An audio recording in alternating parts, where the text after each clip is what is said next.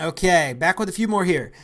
This is one that I use when I ask the question of how much money they owe. So this is, what do you owe on your property? And a lot of times what sellers are going to do, and they actually don't do it anymore because I just breeze through this question. I expect these people to answer these questions. If you go into these phone calls being scared to ask these questions, then they're going to control the call. And remember, you're the one that's in control. You're the one that's going to solve these people's problems. So a lot of times, actually not a lot of times anymore, but when I first started, I was always scared to ask them the question of, what do you owe on your mortgage? Like, I felt like it was a tough question to ask. Like, why is this kind of guy going to tell me what he owes? It's kind of like asking somebody, how much money do you make a year? And people don't like it. Well, don't think that way. When you get to this section in the lead sheet, you just got to say, okay, so what do you owe on this property? And then if he says, what do you need to know? I said, well, I just need to know what you owe so I can make sure I can buy your house today.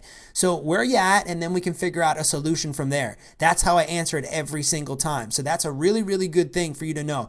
Don't get scared asking these questions. Just go ahead and assume them. They're going to answer the questions the way that you ask them and remain in control of this situation. Here's another one. Are you in the position to accept my offer today? So when I'm talking to a seller and we're going through the lead sheet, he calls my office. He says, hey, Pete, or, do you guys buy houses? I said, yes, we do.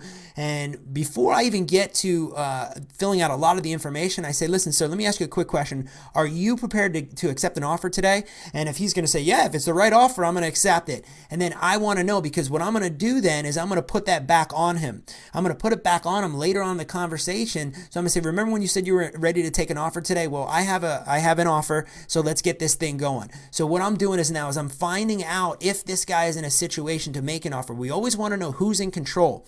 And that comes back to that other question in one of the other videos.